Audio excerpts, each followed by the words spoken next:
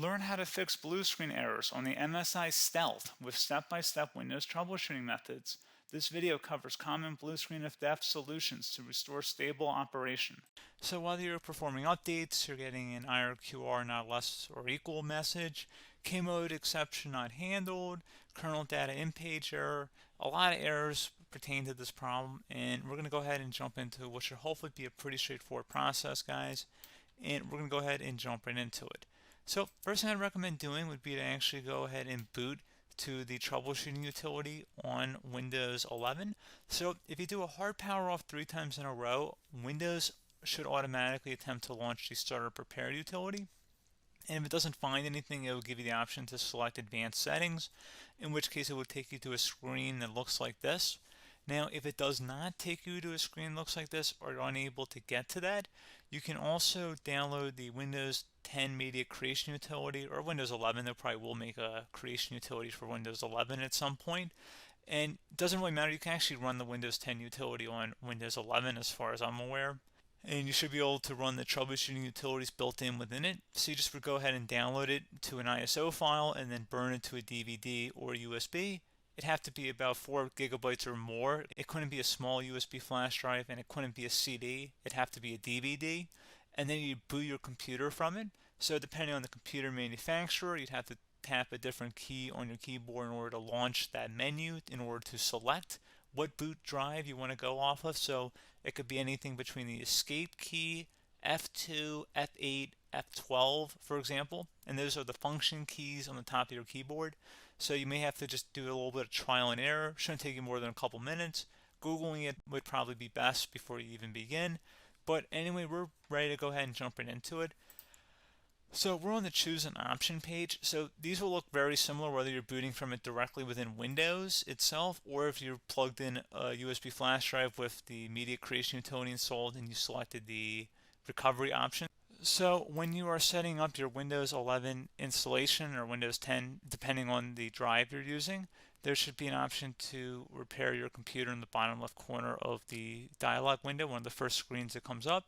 You go ahead and select that, and then it would take you to a troubleshooting screen like you see here. And you want to go ahead and select troubleshoot, reset your PC, or see advanced options. And then there are going to be a whole bunch of options in here that we're going to explore in today's video. The first one, we're going to actually go underneath advanced options and then select startup prepare, fix problems that keep Windows from loading. So go ahead and select that first.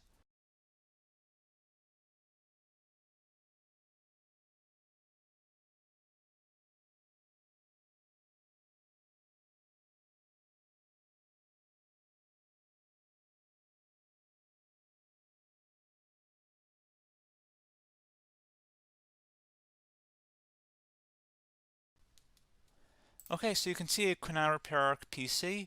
That was our first option we could try. Something else, if we go back into advanced options here and then select troubleshoot, we're going to go underneath advanced options again. You can go ahead and actually access safe mode by selecting startup settings.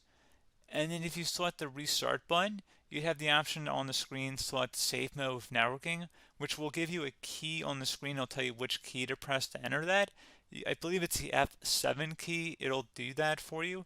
I'm not going to go over that in today's tutorial because I don't really want to go into safe mode, but you're more than welcome to attempt that by going into here and then selecting restart. Again, it'll launch another screen. It'll say what key do you want to press, and it'll give you like 7 or 8 different options, and you want to select safe mode with networking.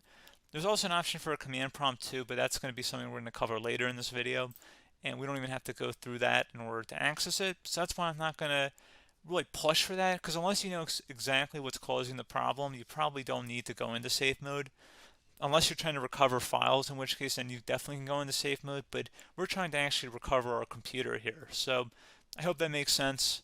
Something else we can also try here as well would be to uninstall updates, remove recently installed quality or feature updates from Windows. So if you go ahead and select that, you can uninstall the latest quality updates, which generally is the more day-to-day updates. Feature updates are the less regularly released ones, like the big ones. I would equate it to service packs in like Windows 7 and Windows Vista and Windows XP. So larger updates that occur once or twice a year at most.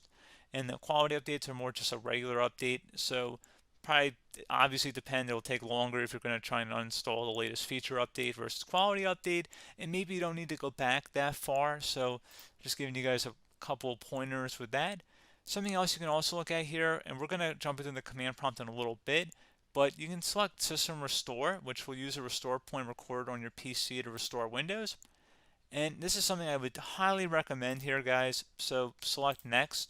Assuming you have a restore point saved on your computer, you go ahead and select the most recently created one, and you'll select Next, and then you'll select the drive. You shouldn't actually have to select the drive. You can scan for affected programs, but we're going to keep it all default here, and then we're going to select Finish. So once started, System Restore cannot be interrupted. Do you want to continue? I think we're going to select yes. I don't think we have anything better to do on our computer right now, so just give it a moment here to initialize. It will take a couple minutes to run, obviously depending on how large your hard drive is and how much is saved on the System Restore point. So just give it a couple minutes here.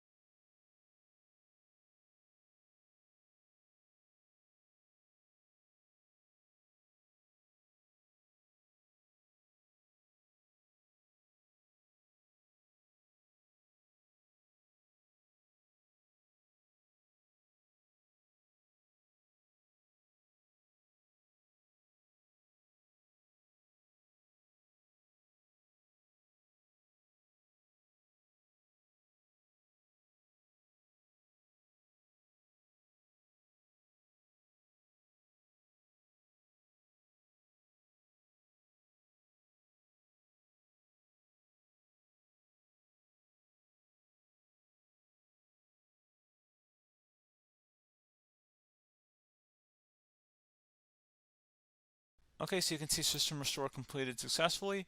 The system has been restored. Your documents have not been affected. Click the Restart button to restart your computer. Go ahead and select Restart.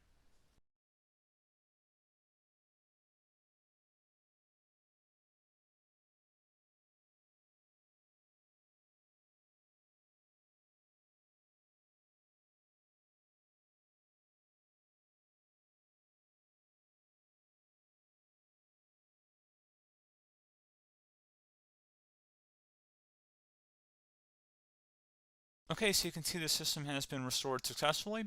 We're going to go over a couple different methods in addition to that if that did not work. So I'm just going to pause the video and we're going to start back on the recovery screen that we started with. Okay, so a couple other things we can try here too. If you go back into troubleshoot, you can select reset your PC, while you choose to keep or remove your personal files and then reinstalls Windows.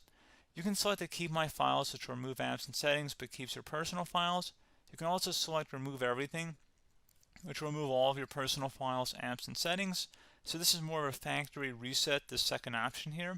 First option, it should not delete all of your personal files. However, it will pretty much clear most of your programs, and keep in mind, there's no guarantee that your information, number one, is even still available and easily recoverable on your computer to the point that you actually would be able to recover anything.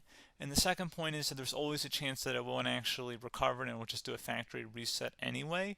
So there's no guarantee that actually would keep your files anyway. So I would recommend trying to get a recovery tool and backing that up first before selecting it anyway. But again, those are a couple different options. And then something else you can try here, if you go back to the choose an option. Another option, if you go underneath choose an option and select troubleshoot, advanced options, and now select where it says command prompt. Okay, so the first thing we should do is type our main hard drive here. In most cases, it should be the C drive. So you just do a C : and then hit enter on your keyboard. So once you're underneath the C drive, we're going to type in dir and then hit enter on your keyboard. It should have program files, users, and Windows all in there. That's how you know you're in the right directory.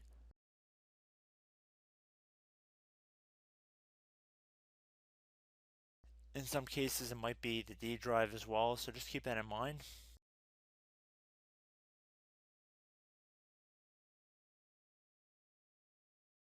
Next thing we're going to do is type in cd space / Windows / system32 / config,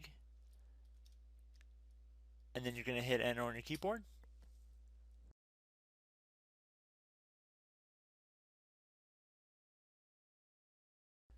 So now you're going to type md space backup. If you've seen other tutorials, it might also say to put down md backup. That's because the backup name is pretty common when you want to back something up. So you can name this whatever you want, doesn't have to be backup. So if you've already made a backup folder in the past, you could do backup 1, for example.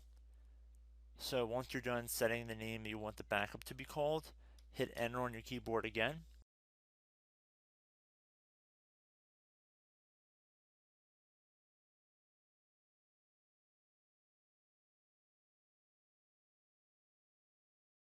At this point, you want to type copy, C-O-P-Y, space. Then you want to do the star symbol above the 8 key. Then do a period or a dot, whatever you want to call it.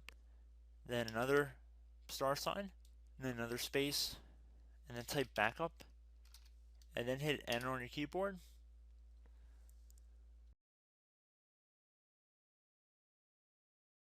Now you want to type cd reg back, REG BACK, and then hit enter on your keyboard.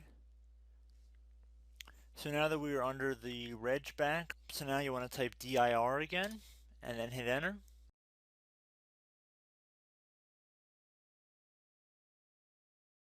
So now at this point we're going to type copy again. So copy, space, star sign, dot, another star sign, space, and then 2 dots. So we're going to type copy, space, star sign, dot, sign, star sign,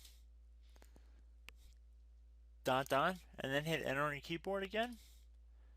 So for overwrite, you want to overwrite all. So type A on your keyboard, so capital A, and then hit enter on your keyboard.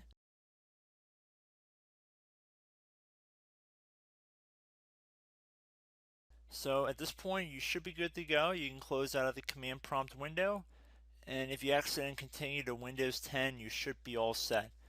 So I hope one of these 3 or 4 different methods we went through in this tutorial helped you guys out. Again, I'm not sure if you guys heard me earlier, but try to go back into your safe mode if possible and uninstall any programs you know might be conflicting with the Windows startup if you can get into safe mode. So just keep that in mind. Something very simple like that could be blocking up everything. So again, I hope this tutorial helped you guys out, and I will catch you in the next tutorial. Goodbye.